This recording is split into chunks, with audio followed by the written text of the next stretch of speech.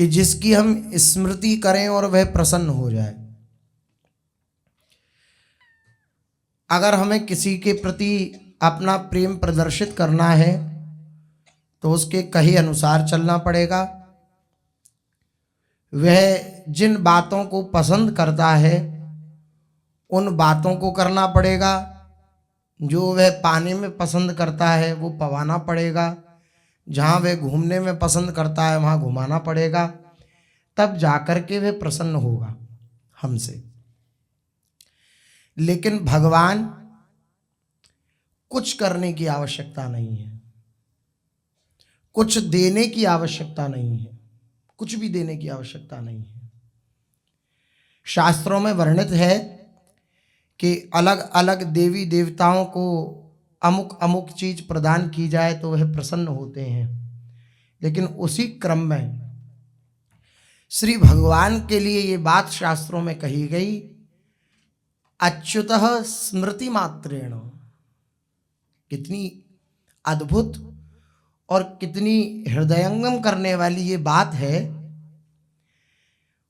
लिख करके रख लेनी चाहिए ये बात। इतना शब्द शास्त्रोक्ति है, अच्युतः स्मृति मात्रेण। जो अच्युत भगवान हैं वे कैसे प्रसन्न होते हैं, तो ये पूरा श्लोक है, उसमें अलग अलग देवताओं का बताया है कि ये इससे प्रसन्न होते हैं, ये इससे प्रसन्न होते हैं। और जब भगवान की बात आई तो भगवान के लिए कहा गया अच्युतः स्मृति मात्रेण। भगवान केवल और केवल स्मृति से प्रसन्न हो जाते हैं। संसार का कोई भी व्यक्ति केवल आप उसकी याद कर लो तो प्रसन्न हो जाएगा क्या? वह अंतर का क्या जाने हमारे हृदय की। उसे आप याद करो तो ऐसा संभव नहीं है कि वे प्रसन्न हो जाए। लेकिन भगवान अंदर ही विराजमान है। हृदय से अर्जुन तिष्ठति। भगवान अर्जुन से कहते हैं मैं हृदय देश में ही विराजमान हूं। हृदय में ही विराजमान है श्री ठाकुर जी महाराज। खूब जोर से भी पुकारने की आवश्यकता नहीं है। ये तो भक्तों की भाव तरंगें होती हैं कि वह भगवान को पुकारते हैं, वे भाव तरंगें होती हैं, वो उनका किया नहीं होता है, वो स्वाभाविक होता है। लेकिन खूब जोर से भी पुकारने की आवश्यकता नहीं है, वे केवल और केवल हृदय की स्मृति से रीझ जाते हैं। और आप खूब जोर जोर से पुकार रहे हो, समय सार्थक जा रहा है, भगवान नाम है परम मंगल करेगा, लेकिन स्मृति नहीं है तो आनंद स्थायी नहीं होगा। जितनी देर हमने भगवान नाम कीर्तन किया उतनी देर तो आनंद रहेगा। उसमें भी एक बात है, अगर कीर्तन करते हुए चित्त इधर उधर है तो कीर्तन के समय में भी कीर्तन का आनंद नहीं होगा। भगवान नाम लेते हुए भी भगवान नाम का आनंद नहीं होगा अगर स्मृति उसमें जुड़ी नहीं होगी। इसलिए अगर भगवान को प्रसन्न करना है, कहा जाता है ना भगवान को हम क्या पवा दें, क्या खिला दें, भगवान हमसे रीझ जाएं, भगवान को सबसे ज़्यादा क्या पसंद है, भगवान को प्रसन्न करने के लिए हम ऐसा क्या कर दें कि वे प्रसन्न हुए बिना ना रहें, वे प्रसन्न ही हो जाएं। तो ये बात है। क्या बात है? अच्युत स्मृति मात्रेण। भगवान को स्मृति पसंद है, याद पसंद है। मेरी पूजा आपकी स्मृति है। और बोले माला क्या करते हो? तो बोले आपकी स्मृति करते करते ये जो आंखों से आंसू बहते हैं यही मेरी माला है। मैं आंसुओं की ही माला करता हूँ, आपकी स्मृति करता हूँ। आपकी स्मृति करते करते मेरी आंखों से आंसू बहते हैं, वही मेरी माला है। ये सबसे बड़ी माला है, माला का फल है। माला करते करते माला का भान ही नहीं रहा और आंखों से अश्रु प्रवाह होने लगा। तो बोले आज से माला रख दें क्या? अगर अश्रु प्रवाह होने लग गया हो तो रख दें, अगर नहीं हुआ हो तो ये अश्रु प्रवाह प्रारंभ कराएंगे। जब ऐसी स्थिति आती है तब कुछ भान नहीं रह जाता, तब केवल और केवल इस बात पर दृष्टि होती है कि स्मृति तैल धारावत चलती रहे। और यही साधना का फल है, यही जीवन का फल है। क्या? भगवान की स्मृति चलती रहे। अच्युत स्मृति मात्रेण। बड़ा प्यारा दिव्य ये एक शब्द है, बार बार स्मृति में भगवत कृपा से आ रहा है। अच्युत स्मृति मात्रेण। भगवान को प्रसन्न करने के लिए किसी चीज की आवश्यकता नहीं है। आपके पास खूब सुंदर पोशाकें हों तो भगवान को धारण कराइए, नहीं है तो घबराइए मत। अच्युत स्मृति मात्रेण, इस बात को याद कर लीजिए। आप पर खूब सुंदर सुंदर पुष्प हैं, आपके पास ऐसी व्यवस्था है कि आप सुंदर सुंदर पुष्प लाकर प्रभु को अर्पित कर सकते हैं, तो खूब लाइए, उन्हीं का है, उन्हीं को अर्पित करिए। अगर नहीं है तो घबराइए मत, क्योंकि अच्युत स्मृति मात्रेण। भगवान को पुष्प प्रसन्न नहीं कर सकते, भगवान को पोशाक प्रसन्न नहीं कर सकती, भगवान को बड़े बड़े बंगले प्रसन्न नहीं कर सकते, केवल और केवल उनकी स्मृति उन्हें प्रसन्न कर सकती है। इसलिए अगर उनकी स्मृति होगी तो जन्म संसार बंधनात् विमुच्यते, नमस्तस्मै विष्णवे प्रभु विष्णवे। भगवान की स्मृति हो तो बात बन गई। इस संसार के कर्म बंधन को काट करके भगवान की स्मृति भगवान के निज धाम में प्रवेश कराने की सामर्थ्य रखती है। इसलिए कहा गया पूज्य सदगुरुदेव भगवान के श्रीमुख से कि आप नाम रटन भी करें तो स्मृति पूर्वक सामने दर्शन करें, नाम का श्रवण करें कानों से नाम का, तब आपको आनंद की अनुभूति होगी। अगर ये नहीं संभव हो पा रहा तो रटन करें, धीरे धीरे यही स्थिति आ जाएगी। लेकिन आनंद की स्फूर्ति तभी होती है जब अंतर की स्मृति पर दृष्टि होती है। सब जगह भले ही दृष्टि कर लेंगे, आसन पवित्र है कि नहीं है, हम पवित्र जगह बैठे हैं या नहीं बैठे हैं, हमारे हाथ में माला है कि नहीं है, ये सब ध्यान दे लेंगे, लेकिन अंदर की स्मृति पे ध्यान नहीं दे पाते। अंतर की स्मृति हमारी रागमयी द्वेषमयी चलती रहती है। अंतर से हम पर चर्चा, पर दोष दर्शन और पर चिंतन में ही लगे रहते हैं, अंतर के चिंतन पे दृष्टि नहीं डालते। और अंतर के चिंतन पे जब दृष्टि डालने लग जाएंगे तो आप सच मानिए, अंतर के चिंतन पर जिस दिन से दृष्टि डालना प्रारंभ कर देंगे उस दिन से जितने दोष हैं वे सारे दोष समाप्त हो जाएंगे। ना किसी से आप द्वेष कर पाएंगे, ना किसी से आप राग कर पाएंगे, ना किसी से आप बोल पाएंगे, ना किसी से आप वार्ता कर पाएंगे, क्योंकि आपकी आसक्ति हो गई अंतर के चिंतन से। क्योंकि किसी से वार्ता करेंगे, किसी के बारे में सोचेंगे तो चिंतन छूटेगा, चिंतन छूटेगा तो विकलता होगी, विकलता होगी तो वो पुनः चिंतन में लाएगी। ये अंतर के चिंतन पर बहुत दृष्टि करनी चाहिए। ऐसी स्थिति में बाहर अगर कुछ ना भी दिखे, ऐसा कृत्य करते हुए कि भजन कर रहे हैं या नहीं कर रहे, फिर भी उस उपासक की अंतर की जब दृष्टि होती है तब उसका अनवरत भजन चलता है। ये थोड़ी उच्चावस्था की स्थिति होती है। प्रारंभिक साधन तो ऐसे ही करना है, नियमावली के साथ जैसा गुरुजनों ने कहा है उसके अनुसार अपने जीवनचर्या, उसी को करते करते ये स्थिति आती है कि स्मृति में प्रवेश होता है, अंतः में प्रवेश होता है। फिर मोबाइल चलाते हुए, टीवी देखते हुए, ये सब करते हुए माला नहीं होगी। फिर आपकी दृष्टि होगी कि अब ये कैसे होगा, अभ्यास से। क्या अभ्यास? हम अंतर जब दृष्टि रखेंगे तभी अभ्यास संभव हो पाएगा।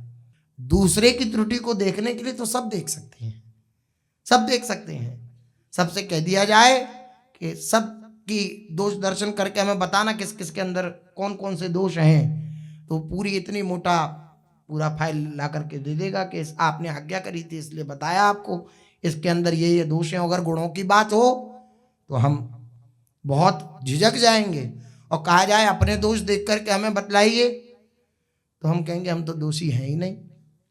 अगर दिखेंगे भी ना तो उसको कहेंगे नहीं। क्यों नहीं कहेंगे? अरे 4 लोगों में हमारी इज्जत है, वो इज्जत चली जाएगी। 4 लोग क्या सोचेंगे कि तो बड़े साधु बनते थे और इनके अंतःकरण की ऐसी स्थिति है, 4 लोग क्या सोचेंगे। ऐसी बातें हृदय में ला करके हम अपने दोषों को तो छुपा देते हैं और बाहर दोष दर्शन करते रहते हैं। अब हमें समय मिला कि हम स्मृति पूर्वक भगवान का चिंतन करें, लेकिन उस समय में भी क्या ईमानदारी से हम 1 घंटा भी भगवान का चिंतन कर पाते हैं? देखें अपने अंतःकरण को, पहले उस 1 घंटे को संभालें। सुबह शाम 2 घंटा हो गया, उस 2 घंटे को संभालें। उसके पश्चात हम कह सकते हैं भगवान से कि हमें अगर और समय आप दो तो हम आपका और गाढ़ चिंतन कर सकें, तो प्रभु उसकी पूर्ति करेंगे। महापुरुषों के वचन हैं, भजन संबंधी प्रार्थना को भगवान कभी अस्वीकार नहीं करते, सदा स्वीकार करते हैं। ये महापुरुषों के वचन हैं। इसलिए स्मृति पर दृष्टि, और स्मृति पर दृष्टि देने के लिए महापुरुषों के अगर अनुभव दर्शन किए जाएं तो कभी महापुरुषों ने ऐसी आज्ञा नहीं करी कि एकांत होकर स्मृति पर दृष्टि दो। समय है तो एकांत हो जाओ, वरना चलते फिरते उठते बैठते हर समय अंतः दृष्टि रखो। देखो कहाँ चित्त जा रहा है, देखो सोहनी लगा रहे हैं तो अंतर्दृष्टि, हमारा नाम चल रहा है, मंत्र चल रहा है, वाणी चल रही है या नहीं चल रही, इस पर दृष्टि। आप कुछ दिन ऐसा अभ्यास करेंगे तो ये स्वभाव बन जाएगा। थोड़े दिन ये अभ्यास करें तो ये स्वभाव बन जाएगा। फिर जरा सा भी इधर उधर वृत्ति जाएगी तो तुरंत भान हो जाएगा कि हमारी दृष्टि इधर उधर गई आंतरिक, और हमारा चिंतन इधर उधर गया, तो पुनः उसको लाएंगे तो फिर एक उत्साह बढ़ेगा। जब मन लगने लगेगा ना तो उत्साह बढ़ेगा। बस इसमें एक सावधानी रखनी होती है, अंतर के भजन को रोकने की सामर्थ्य केवल दोष दर्शन में होती है, वैष्णव अपराध में होती है। अगर हम दूसरे के ऊपर दोष दर्शन करते रहेंगे, वैष्णव अपराध करते रहेंगे, तो अंतर का भजन प्रारंभ होना संभव नहीं है।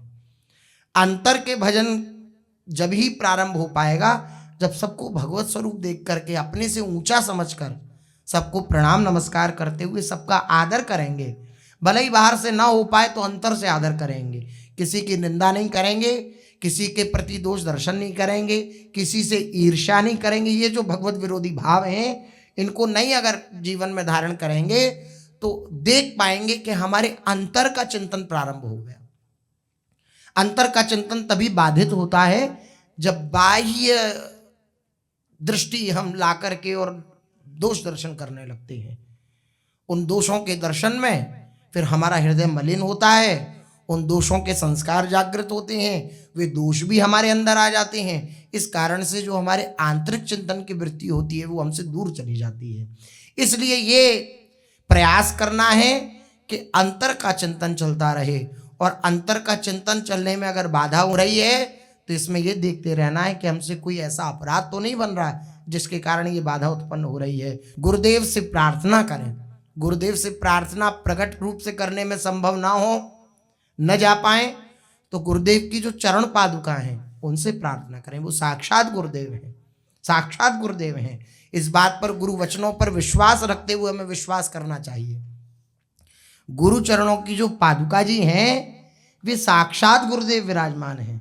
उनके निकट बैठकर मंत्र जप करना, उनसे प्रार्थना करना, तो तत्काल आनंद का अनुभव, तत्काल शीतलता का अनुभव हृदय को होगा। ऐसा गुरुजनों का अनुभव है। पूज्य सद्गुरुदेव भगवान भी कहते हैं कि कभी चित्त विचलित हो तो हम अपने गुरु पादुका जी से प्रार्थना कर लेते हैं। तो ऐसा रखना चाहिए। कभी मन विचलित हो, भजन में न लग रहा हो, तो अपने पास जो गुरु चरणों की पादुका जी विराजमान हैं उनसे हम प्रार्थना करें कि मैं तो दीनहीन हूँ, आपके कृपा प्रसाद से इस मार्ग पर आया हूँ, आप ही मुझे छोड़ देंगे तो फिर मैं कहाँ जाऊँगा। आप कृपा करके मेरे हृदय में भगवत स्मृति का जागरण कर दीजिए। तो अत्यंत कृपालु हैं गुरुदेव। नमो नमो गुरु कृपा निधान, कृपा के निधान हैं गुरुदेव। वे कृपा करेंगे और हमारे हृदय में अपनी संपत्ति प्रदान कर देंगे। क्या संपत्ति? अच्युत स्मृति मात्रेण। भगवान की जो स्मृति रूपी संपत्ति है उसको श्री सद्गुरुदेव भगवान हमारे हृदय में ट्रांसफर कर देंगे।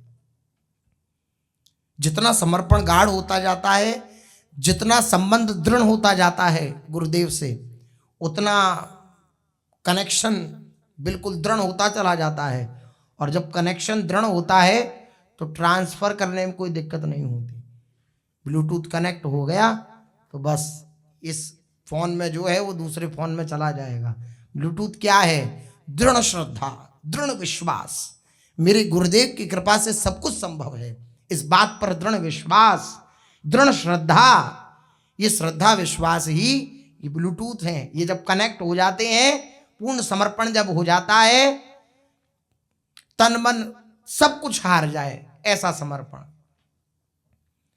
तब उनके हृदय की जो दिव्य संपत्ति है वो शिष्य के हृदय में उतर जाती है। अन मांगे सब मिले। जब समर्पण पक्का हो जाता है तो मांगना नहीं पड़ता गुरुदेव से भी। अनमांगे सब मिल जाता है।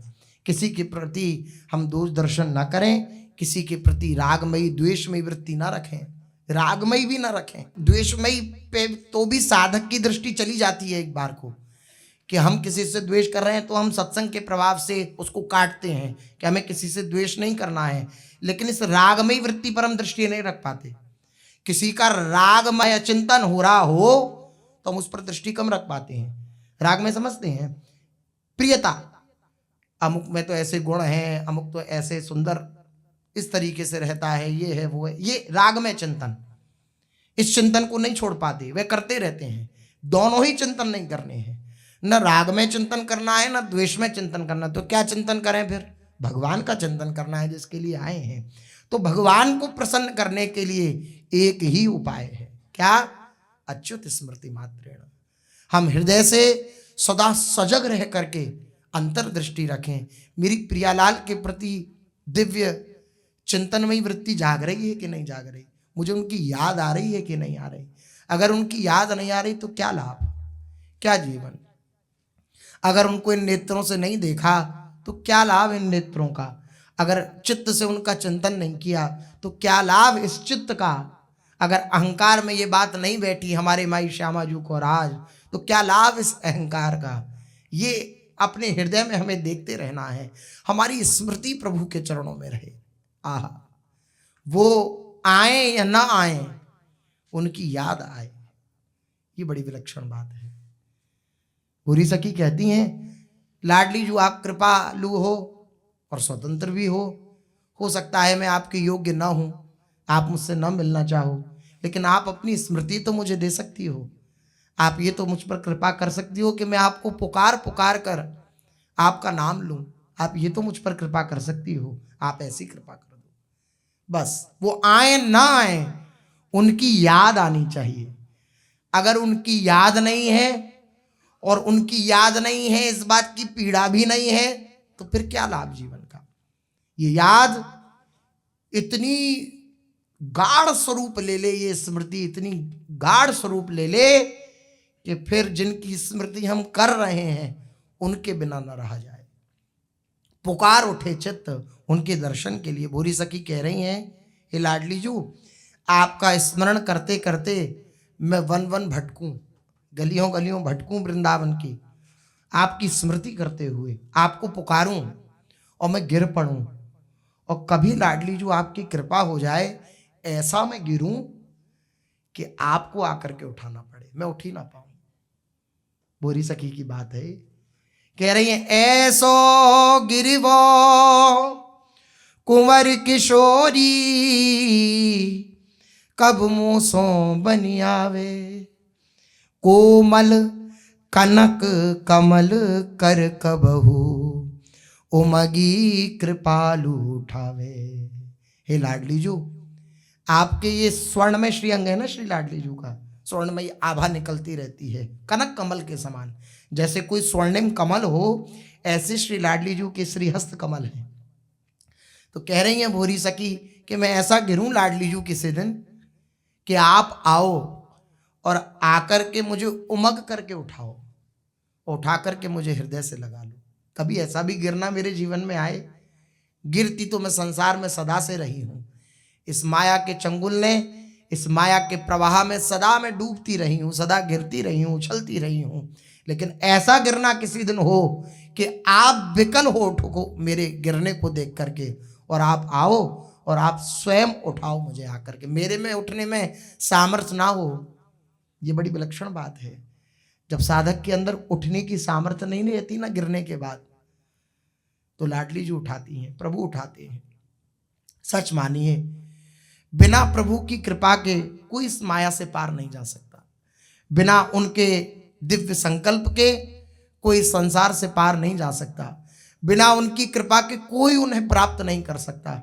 वो जिस पर कृपा कर दें, वो जिस पर रीझ जाएं, बस वे सुलभ हो जाएंगे उसके लिए। उसके हृदय में भगवान की स्मृति जागृत हो जाएगी, उसके हृदय में वे समस्त सद्गुण जागृत हो जाएंगे जिससे प्रभु मिलते हैं। बस ये रीझ जाएं, ये जिस पर रीझ गए बात बन गई। इनको रिझाना है, ये रीझ जाते हैं, ये परम रिझवार हैं, इन्हें रिझाना नहीं है, रीझे हुए हैं। इनकी तरफ बस दृष्टि करनी है। ये रीझे हुए हैं, परम रिजवार हैं। रिजवार होता है ना कोई, अरे भाई उन्हें क्या मनाना, उन्हें तो मैं चुटकियों में मना सकता हूँ, वो तो जरा में मान जाते हैं। ऐसा होता है ना व्यक्तित्व किसी किसी का, ऐसे हमारे प्रभु हैं, वो जरा में रीझ जाते हैं। कैसे जरा में? राई के सम भजन को मानत मेरु समान। राई के समान भी अगर भजन हो गया उसको मेरु पर्वत के समान मान लेते हैं। इनका जैसा कृपालु कोई नहीं है, कोई नहीं है। जाऊं कहां तज चरण तुम्हारे, इसलिए गोस्वामी जी कहते हैं आपके जैसा कोई दूसरा है नहीं, कोई दूसरा हो तो उसकी शरणागति स्वीकार कर लूं, आपके सिवा ऐसा कोई है नहीं जो मुझ जैसे को स्वीकार कर सके। इसलिए आप बतलाइए आपके चरणों को छोड़कर मैं कहां जाऊं, जाऊं कहां तज चरण तुम्हारे। काको नाम पतित पावन जग के ही अति दीन प्यारे। कौन दीनों से प्यार करने वाला है? कौन अधमों से, जो किसी योग्य ना हो, उससे कौन प्यार करता है संसार में? आपके सिवा कोई प्यार नहीं करता। इसलिए मैं आपके चरणों को छोड़कर कहीं नहीं जाऊंगा। बुरी सखी कह रही हैं ऐसी टेर कौन दिन करी हो, बरबस धीर छुड़ावे। कोमल चेत कृपालु किशोरी, अति आतुर उठी धावे। लाडली जू रात दिन आपको टेर टेर कर पुकारती रहती हूँ, टेरती रहती हूँ आपको, राधा राधा, हे स्वामिनी जू मिल जाओ, हे स्वामिनी जू कृपा करो, मुझ अधम को स्वीकार कर लो। मैं आपको रात दिन पुकारती रहती हूँ लाडली जू, लेकिन आप नहीं आई। मैं जानती हूँ आप क्यों नहीं आई। आप इसलिए नहीं आई क्योंकि अभी ऐसी टेर मेरे हृदय से नहीं निकली है जिससे आपके हृदय में खलबली हो जाए। ऐसी टेर नहीं निकली है। तो लाडली जू ऐसी टेर कैसे निकलेगी? आपकी कृपा से निकलेगी। ऐसी टेर कौन दिन करी हो? टेर तो मैं रोज टेरती हूँ आपको, रोज पुकारती हूँ आपको, लेकिन ऐसी पुकार कौन से दिन निकलेगी लाडली जू जिस दिन बरबस आपका धैर्य टूट जाएगा। आप ऐसा मान ही लेंगी कि अब मैं भोरी सखी को जाके दर्शन दूं ही दूं, आपका धैर्य टूट जाएगा। ऐसी टेर, ऐसी पुकार कब मेरे हृदय से निकलेगी? तन मन की न संहार रहे कछु, भूषण बसन भुलावे। धीरज धरत बने नहीं क्यों हूँ, पल पल अति अकुलावे। भोरी हित मेरी कही मुख सो, बार ही बार बुलावे, बार ही बार बुलावे। लाडली जू ऐसी पुकार, ऐसी स्मृति आपकी जागृत हो मेरे जीवन में कि मुझे अपने तन और मन का भान ना रहे।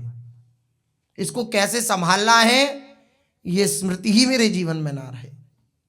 तन मन की न संहार रहे कछु, और भूषण बसन भुलावे। जब साधक के जीवन में धैर्य होता है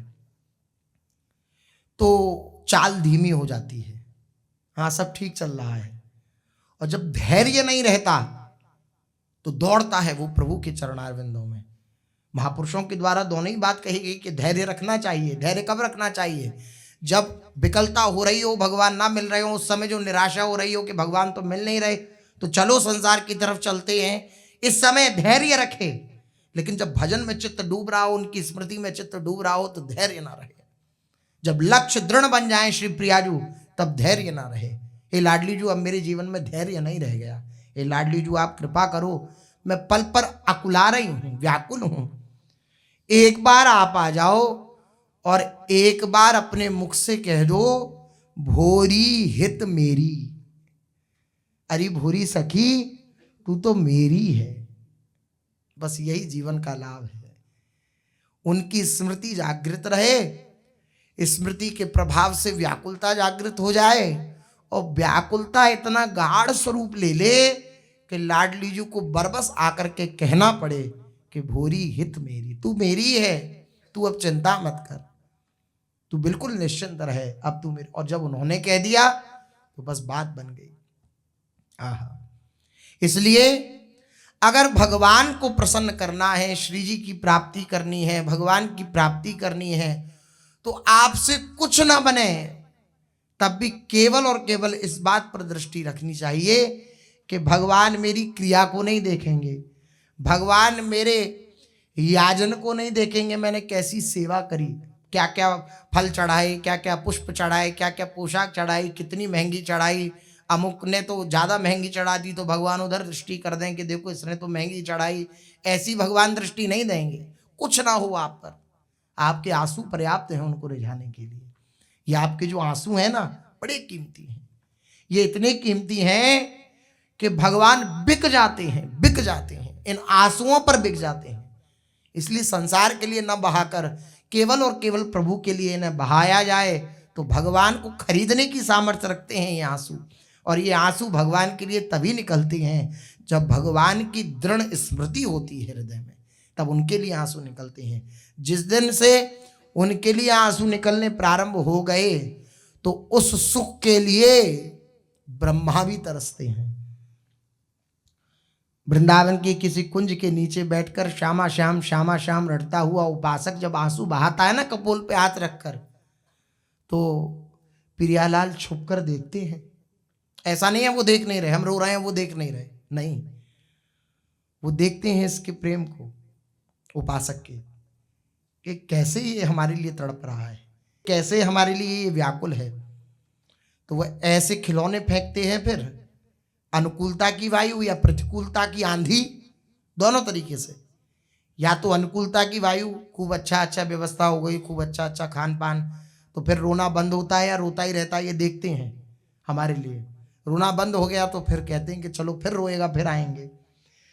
और या प्रतिकूलता की आंधी, प्रतिकूलता ऐसी जीवन में आ गई कि भगवान की स्मृति छूट गई, अब ये लगा कि अब यहाँ तो कुछ नहीं है, चलो अब वहीं कुछ प्राप्त होगा। तो प्रतिकूलता की आंधी में अगर उड़ गए तो फिर भगवान थोड़े पीछे हट जाते हैं। यद्यपि वो छोड़ते तो कभी नहीं है, लेकिन थोड़ा सा फिर दोबारा से जब उनकी ललक जागृत होगी तो जब चिताए तब वैसे, जैसे ही ललक जागृत होगी प्रियालाल की प्राप्ति की, जब प्रभु की तरफ देखेंगे तो वैसे ही प्राप्त होंगे, वैसे ही दर्शन में आएंगे। इसलिए उपासक को सदा हृदय में ये धारण रखना चाहिए, आप हम सबको मिलकर के गुरु चरणों के प्रताप से, कि हमारी दृष्टि स्मृति में रहे।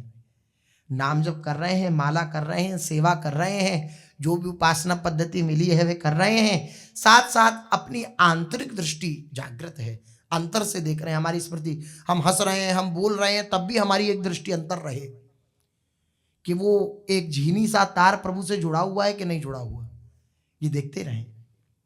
कभी कभी सेवा में बोलना भी पड़ेगा, और जैसे हम जैसे तो हंसी मजाक भी, तो उस समय भी देखते रहें कि अंतर की एक वृत्ति जुड़ी हुई है कि नहीं जुड़ी हुई प्रभु से।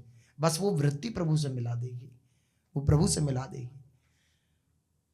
ऐसी अवस्था में भी आप खड़े होंगे ना कि जहां बिल्कुल बहिर्मुखता है, तो भगवान कृपा करके ऐसी स्मृति प्रदान करेंगे कि आप एकांत की तरफ दौड़ेंगे और रोने लग जाएंगे। ऐसा संत जनों का अनुभव है, ऐसा महापुरुषों का अनुभव है।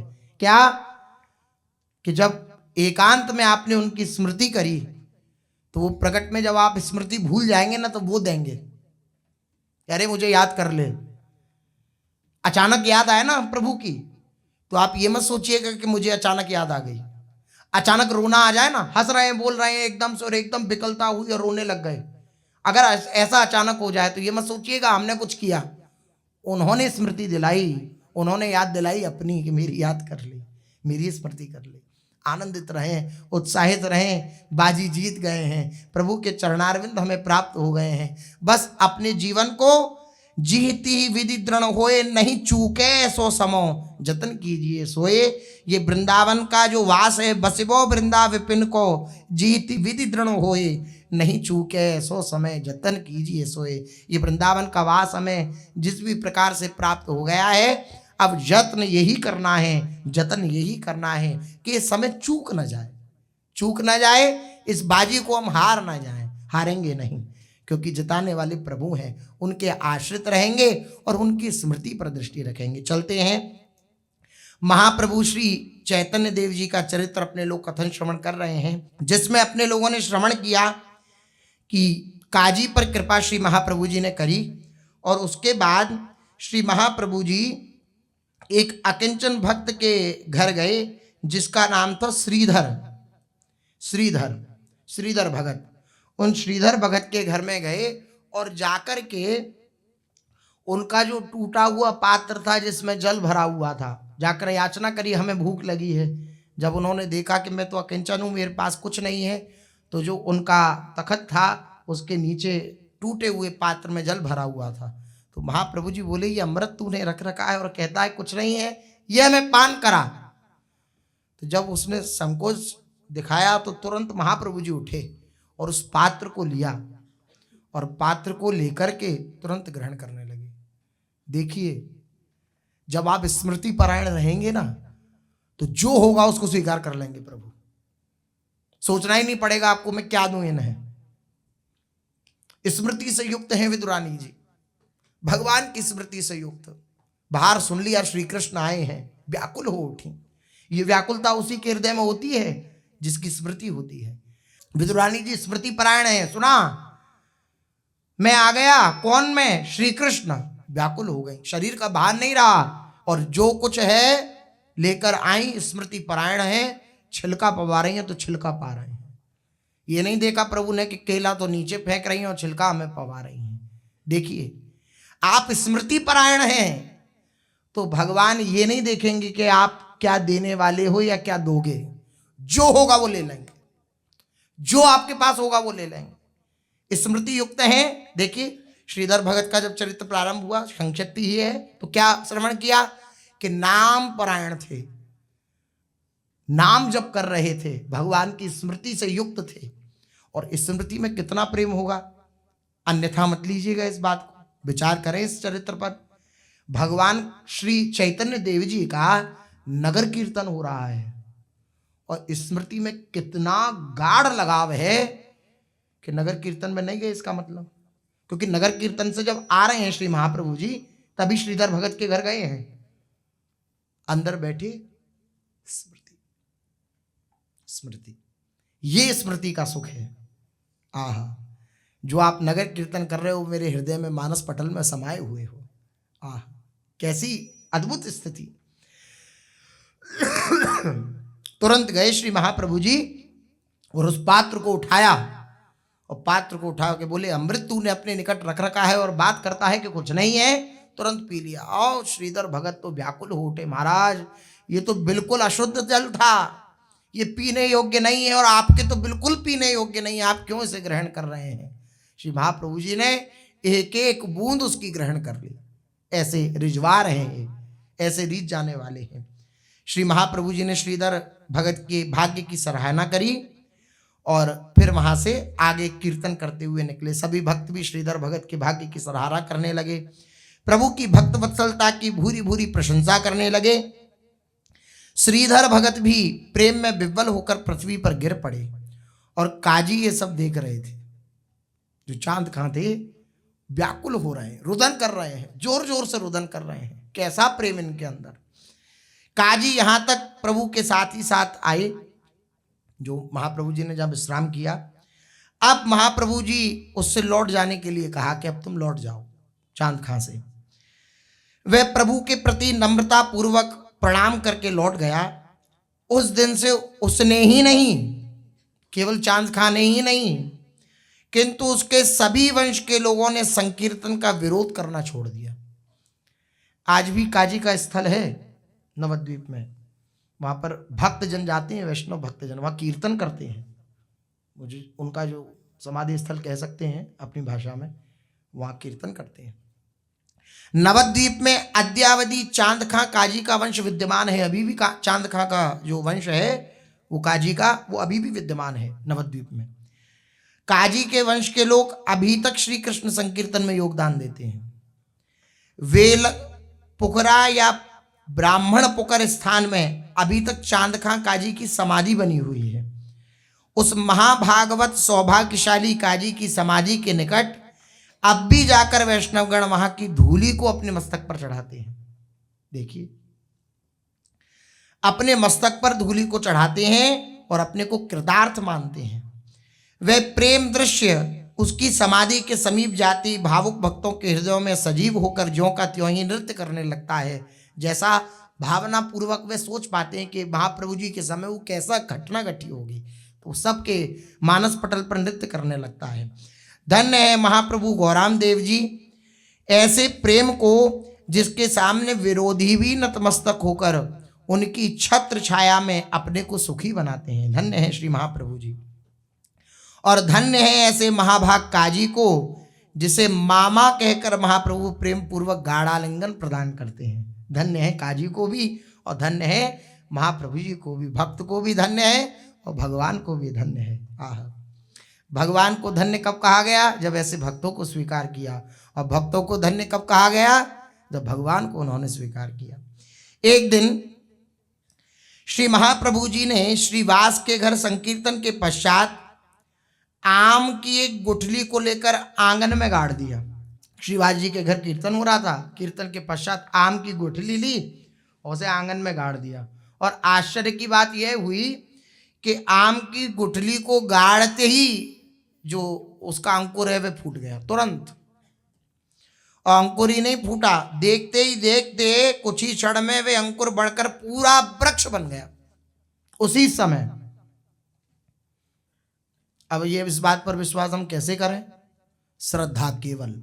कल इसी विषय पर प्रारंभ में जो सिद्धांत की चर्चा हुई थी, इसी विषय में कि महापुरुषों की रहनी सहनी को, महापुरुषों की लीलाओं को, भगवान की लीलाओं को, नाम रूप लीला धाम की महिमा को कोई बुद्धि से नहीं समझ सकता, केवल और केवल श्रद्धा और विश्वास से समझ सकता है। केवल उसकी दृढ़ श्रद्धा ही ऐसा अनुभव करा सकती है। और जिनको श्रद्धा नहीं थी उनके विषय में बताएंगे आगे, उनको उस आम के वृक्ष का ही दर्शन नहीं हुआ, दर्शन ही नहीं हुआ। अंकुर हुआ उस बीज का, आम के बीज का, और तुरंत वह बड़ा वृक्ष बन गया। और भक्तों ने आश्चर्य के सहित उस वृक्ष को देखा। उसी समय उस पर फल भी दिखने लगे, फल भी आ गए। कर्तुम अकर्तुम अन्यथा कर्तुम सर्व समर्थ ईश्वर। ईश्वर कौन है? बोले ये तो बिल्कुल नहीं हो सकता, वह भी वे कर सकता है। बोले ये तो कोई नहीं कर सकता, उसे भी ईश्वर कर सकता है। जब भी तो वो ईश्वर है, जब भी तो भगवान है। हम अपनी बुद्धि से सोच ले ये तो हो ही नहीं सकता है, तो ये तो मानुषी बुद्धि है, भगवान उसे कर सकते हैं। नारद जी भगवान के पास पहुंचे। भगवान आप जो है कौरवों से बड़ा द्वेष करते हैं और पांडवों से बड़ा प्रेम करते हैं। भगवान श्री कृष्ण बोले ऐसी बात नहीं है, मेरे लिए सब समान है, मैं किसी से द्वेष नहीं करता, मेरे लिए कोई द्वेष ही नहीं है। तो बोले फिर ऐसा अनुभव में क्यों आता है? बोले इन दोनों की भावना के अनुसार। अर्जुन और पांडवों का दृढ़ विश्वास है मुझ पर और कौरवों का विश्वास नहीं है मुझ पर। तो आप ऐसा कैसे कह सकते हैं? नारद जी ने, सब जानते हैं नारद जी तो भक्त स्वरूप हैं, आचार्य हैं, लेकिन हृदय की बात को प्रकट करने के लिए बोले आप ऐसा करो, एक सुई लेके जाओ और सुई ले जाकर के दुर्योधन से कहना कि सुई के छेद से, सुई के आगे छेद होता है, धागा डालते हैं, धागा भी कितनी मुश्किल से जाता है उस छेद में।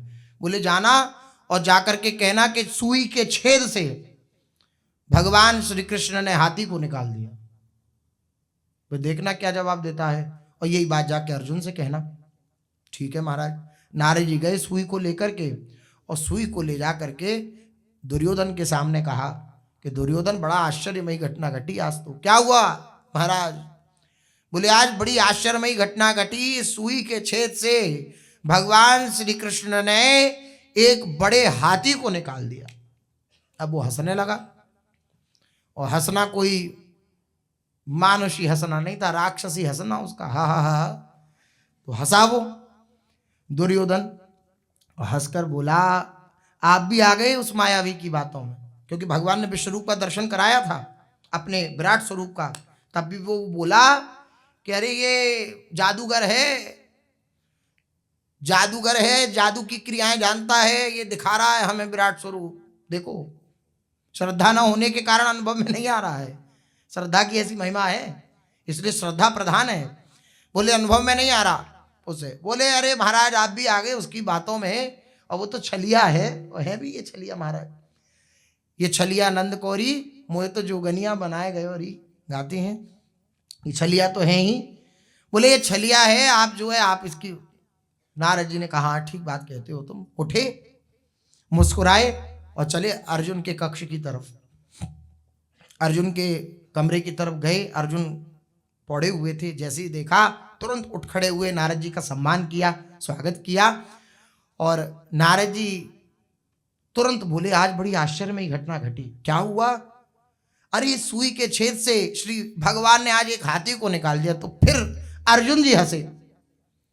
अब दुर्योधन के हंसने में और अर्जुन के हंसने में दोनों में जमीन आसमान का फर्क है। अर्जुन जी हंसे, मुस्कुराए, बोले तुम हंसते हो, तुम्हें क्या विश्वास नहीं? बोले अरे महाराज, विश्वास की बात करते हैं? अरे वो सर्व सामर्थ्यशाली हैं। एक हाथी की बात क्या है, अनंत अनंत ब्रह्मांडों को इस छेद में से निकाल सकते हैं, ये तो हाथी है मात्र। नारद जी उठे और रो पड़े इस बार कि श्री कृष्ण ठीक कहते हैं। इनके हृदय का ये दृढ़ विश्वास ही श्री कृष्ण को अपने पक्ष में कर रखा है इन्होंने, इनके हृदय का दृढ़ विश्वास। तो जब श्रद्धा होती है, जब दृढ़ विश्वास होता है, तो प्रत्येक हरि की चेष्टा ऐसी नहीं लगती कैसे हो सकता है, नहीं है, ऐसा लगता है कि क्यों नहीं हो सकता, वे सब कुछ करने में समर्थ हैं।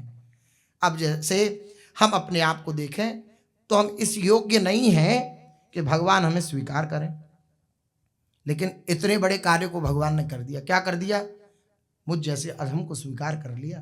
तो जब मुझ जैसे अधम को स्वीकार कर सकते हैं तो वो सब कुछ करने में समर्थ हैं, सब कुछ कर सकते हैं वो। ऐसा ही जब दृढ़ विश्वास होता है तब बात बनती है। आम निकला, बड़े बड़े आम, तुरंत गुठली डाली, गुठली से अंकुर फूटा, तुरंत वृक्ष निकल आया और सुंदर आम। मानो संकीर्तन के बाद प्रसाद बांटना हो तो व्यवस्था ना हो, तो श्री महाप्रभु जी ने तुरंत व्यवस्था कर दी हो। सुंदर सुंदर फल दिखने लगे। और बात ही बात में, आपस में वार्ता में ही लोग जब इतना कह ही रहे थे कि अरे देखो ये टहनी निकली और ये वृक्ष हुआ और ये छोटे छोटे फल निकल पड़े, इतने में तो वो पक गए, फल पक गए। और महाप्रभु जी ने उन सभी फलों को एक एक तोड़ करके सभी भक्तों को एक एक आम दिया, सबको। आमों को देखने से ही तबीयत प्रसन्न हो जाए, ऐसे आम बढ़िया, बड़े बड़े सिंदूरिया रंग के आम, भक्तों के चित्तों को स्वतः ही अपनी ओर आकर्षित कर दें ऐसे आम। क्योंकि श्री महाप्रभु जी के संकल्प से उदय हुए हैं, प्रेम स्वरूप हैं ये आम। इनमें ना गुठली है ना छिलका है, ऐसे आम हैं ये। इनमें गुठली भी नहीं है, इनमें छिलका भी नहीं है, मनगढ़ंत नहीं कह रहे, लिखा है आगे, सुन लीजिए। उनमें से दिव्य गंध निकल रही थी, दिव्य सुगंध। भक्तों ने उनको प्रभु का प्रसाद समझकर प्रेम से पाया। उन आमों में न तो गुठली थी और न ही छिलका था, अर्थात प्रेम से लबालब भरे हुए आम। ऐसी ही उपमा श्रीमद् भागवत के फल को दी गई है। निगम कल्प तरोर गलितम फलम शुक मुखाद्रवमृत संयुतम पिबत भागवतम रसमालयम मुहुरहो रसिका भुवि भावुका। ऐसी दिव्य आम श्री महाप्रभु जी ने सबको एक एक दिया, जिनमें ना घुटली है ना छिलका। आप कैसा बढ़िया सुंदर, बस चारों ओर ओतप्रोत भाव से अद्भुत माधुर्य में रस ही रस भरा हुआ है, ऐसा आम। एक आम के खाने से ही पेट भर जाए, ऐसा आम। फिर भक्तों को अन्य कोई वस्तु खाने की अपेक्षा ही ना रहे, कुछ खाने की आवश्यकता ही नहीं है। एक आम पा लिया तो बस पेट फुल, रहना भी नहीं चाहिए। जब प्रेम वाटिका के सुचतुर माली महाप्रभु गौरांग के हाथ से लगाए हुए वृक्ष का भक्ति रस से भरा हुआ आम खा लिया, तब इस सांसारिक खाद्य पदार्थों की आवश्यकता ही कहाँ रह जाती है, इसलिए आवश्यकता ही नहीं रह गई। इस प्रकार ये आम्र महोत्सव हुआ। आम्र महोत्सव श्रीवास जी के घर 12 महीने होता, किंतु जिस दिन से श्री महाप्रभु जी ने वे वृक्ष प्रकट किया तब से अब आम का तो एक सीजन होता है कि उस सीजन में आम आते हैं। एक ऋतु फल है आम, ग्रीष्म ऋतु में आते हैं, उस ऋतु में आते हैं वह आम के फल। लेकिन 12 महीना श्रीवास जी के आंगन में आम बढ़ता। लेकिन आप कैसी विलक्षण बात कह रहे हैं, 12 महीने आम की बरसात होती, अर्थात आम पाते सब भक्तजन, किंतु जिसे इस बात का विश्वास नहीं होता, जिसे इस बात पर विश्वास नहीं होता, ऐसे कैसे हो सकता है, ऐसे अभक्त को उस आम्र के दर्शन भी नहीं होते थे। आम दिखता ही नहीं था। सब पा रहे हैं, वो क्या देखता होगा भगवान, सब पा रहे हैं, वो देखता होगा क्या पा रहे हैं। मिलना तो दूर रहा, आज तक भी नवद्वीप में एक स्थान आम्रघट्ट या आम्र घाटा नाम से प्रसिद्ध होकर उन आमों का स्मरण दिला रहा है। आज भी नवद्वीप में वो आम्रघट्ट या आम्र घाटा ऐसे करके एक स्थान है, वहां पर इसकी स्मृति होती है इस बात की। उन सुंदर सुस्वादु और दर्शनीय तथा बिना गुठली छिलका के आमों के स्मरण से हृदय में प्रेम भर जाए, ऐसे दिव्याम, ऐसा आम्र महोत्सव श्री महाप्रभु जी के कृपा से सब संकीर्तन करके जैसे ही विश्राम को प्राप्त होता संकीर्तन, सबका आम्र महोत्सव होता। एक दिन संकीर्तन के समय मेघ आने लगे, बरसात होने लगी, आकाश में बड़े बड़े बादल आकर चारों ओर घेर लिए। असमय में आकाश को मेघाच्छन्न देखकर भक्त कुछ भयभीत हुए कि कहीं ये बरस न जाए। छुटपुट बूंदें हुई लेकिन पूरे बरस गए, अगर तो कीर्तन में विघ्न होगा। उन्होंने समझा संभव है मेघ हमारे इस संकीर्तन के आनंद में विघ्न उपस्थित कर देंगे, तो घबरा गए। महाप्रभु जी ने भक्तों के भावों को समझा और भक्तों के भावों को समझकर एक हुंकार मारी। श्री महाप्रभु जी ने एक हुंकार मारी, और एक हुंकार जैसे ही मारी तो महाप्रभु जी की हुंकार समझ के ही इंद्र देवता के गण डरप गए। क्यों डरप गए? पहले मजाक चख चुके हैं इस बात का कि अगर इनकी बात नहीं मानी, श्री भगवान का आदर नहीं किया, तो ये फिर हमारी पदवी को भी नहीं रहने देंगे। श्री कृष्ण लीला में इंद्रदेव इस रस का आनंद ले चुके हैं भगवान की हुंकार का। जैसे ही हुंकार मारी, महाप्रभु के हुंकार सुनते ही मेघ इधर उधर हट गए तुरंत, और आकाश बिल्कुल साफ हो गया श्री महाप्रभु जी की हुंकार मात्र से। ऐसे ही गोस्वामी तुलसीदास जी कहते हैं, ये मन अनेक प्रकार के मल से सना हुआ है, मन में अनेक वासनाएं रूपी मेघ जमा हैं, आप इसे डांट दो तो मेरा मन निर्मल हो जाएगा। प्रभु प्रेरक बरजे, जब आप बरज दोगे, आप डांट दोगे, तो ये मन मेरा निर्मल हो जाएगा, मन शांत हो जाएगा। ऐसे ही जब महाप्रभु जी की हुंकार हुई, जैसे मेघ तितर बितर हो गए, आकाश एकदम स्वच्छ हो गया, इसी प्रकार से श्री भगवान ही जब मन को डांट देते हैं तब मन निर्मल होता है, मन जो है एकदम स्वच्छ हो जाता है, आकाश की तरह निर्मल हो जाता है। एक दिन एक घटना ऐसी घटी जिसे सुनकर सभी संसारी प्राणी क्या अच्छे अच्छे परमार्थ मार्ग के पथिक भी आश्चर्यचकित हो जाएंगे। ऐसी एक घटना घटी। इस घटना से पता चल जाएगा कि भगवत भक्ति में कितना माधुर्य है।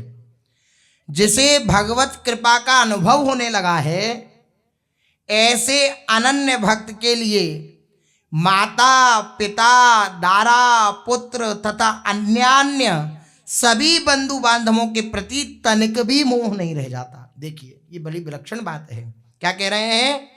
जिसको भगवत कृपा का अनुभव हो जाता है, मेरे पर भगवान की कृपा है और इस संसार को असत्य समझ लेता है, यहाँ पर कोई मेरा नहीं है, ऐसे उपासक को किसी के प्रति मोह नहीं होता, केवल और केवल भगवान के प्रति उसका मोह होता है, आसक्ति होती है। वह अपने इष्ट देव को ही सर्वस्व मानता है, और इस बात की परीक्षा होगी। आप कहेंगे ना कि भगवान आपके सिवा मेरा कोई नहीं, श्री जी आपके सिवा मेरा कोई नहीं, तो एक बार गैया को भी जब बांधा जाता है तो खूंटा जो गाड़ता है, वो खूंटे को गाड़ते समय एक बार हिला के देखता है कि ढंग से गड़ा कि नहीं गड़ा। अगर थोड़ा भी हिला होगा तो दोबारा से प्रहार करेगा, फिर उसे अंदर तक, ताकि गाय भग ना जाए इधर उधर, इसलिए ऐसी वृत्ति रखता है वह। इसी प्रकार जब हम भगवान से कहते हैं हम आपके ही हैं, आपके सिवा हमारा कोई नहीं है, तो भगवान थोड़ा हिला के देखते हैं कि कैसी इसकी निष्ठा है, ये हमें ही अपना मानता है या इसका कोई और भी है। ऐसी परीक्षा होगी, बड़े बड़े महापुरुषों के जीवन में हुई, ऐसी ही परीक्षा श्री महाप्रभु जी के द्वारा होगी।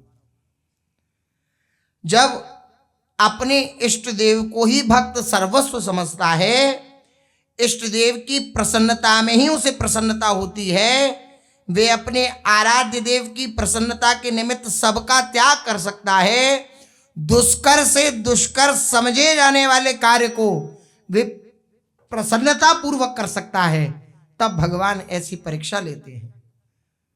उसके चित्त की स्थिति ऐसी होती है। कैसी? दुष्कर से दुष्कर कार्य को वह प्रसन्नता पूर्वक कर लेगा। वह अपने आराध्य देव की प्रसन्नता के निमित्त सबका त्याग कर देगा, सबका त्याग कर देगा। एक साधारण किसी को आसक्ति हो जाए किसी से, तो वो सबका त्याग करने में संकोच नहीं करते। तो ये तो भगवत प्रेम है। अगर हम भगवान से प्रेम करना चाहते हैं और भगवान की तरफ से इशारा आ जाए तो बिल्कुल भी संकोच नहीं करना चाहिए। संकोच कब होगा? जब संसार को ही अपना माना जाएगा, संसार के ही संबंधों को अपना माना जाएगा, तो संकोच प्रकट हो जाएगा, प्रश्न प्रकट हो जाएगा। अन्यथा केवल प्रियालाल के प्रेम के लिए जो दौड़ पड़े हैं उनकी तरफ, उनके लिए कुछ असंभव नहीं है। वो सब कुछ करने के लिए राजी होते हैं, भगवान के लिए वो सब कुछ करने के लिए तैयार होते हैं। ऐसे भगवान के दिव्य भक्त होते हैं। अब ऐसा क्या दिव्य चरित्र घटित हुआ? श्री महाप्रभु जी ने ऐसी क्या दिव्य लीला करी? श्री भगवान के कृपा प्रसाद से ऐसी क्या परीक्षा हुई जिस परीक्षा में श्री वास जी उत्तीर्ण हुए? वो शेष चर्चा आगे। श्री राधा वल्लभ लाल की